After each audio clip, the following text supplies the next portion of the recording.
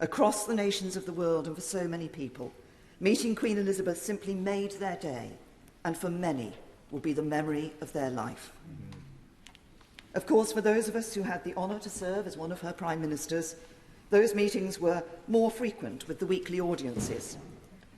These were not meetings with a high and mighty monarch, but a conversation with a woman of experience and knowledge and immense wisdom. They were also the one meeting I went to which I knew would not be briefed out to the media.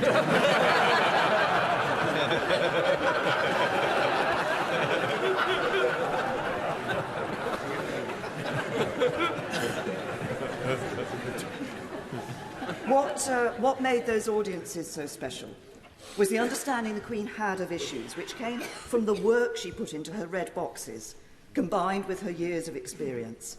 She knew many of the world leaders. In some cases, she had known their fathers. And she was a wise and adroit judge of people. The conversations at the audiences were special, but so were weekends at Balmoral, where the Queen wanted all her guests to enjoy themselves. And she was a thoughtful hostess. She would take an interest in what books were put in your room, and she didn't always expect to be the centre of attention. She was quite happy sometimes to sit playing her form of Patience, while others were mingling around her, chatting to each other. My husband tells of the time he had a dream. He dreamt that he was sitting in the back of a Range Rover being driven around a Balmoral estate, and the driver was Her Majesty the Queen, and the passenger's seat was occupied by his wife, the Prime Minister. And then he woke up and realised it was reality.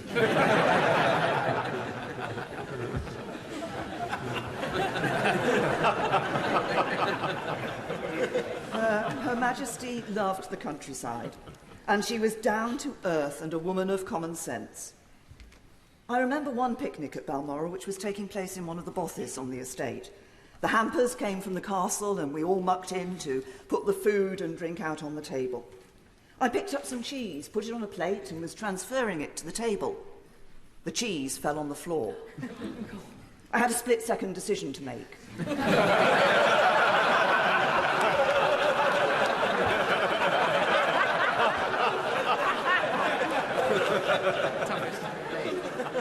I picked up the cheese, put it on the plate and put it on the table.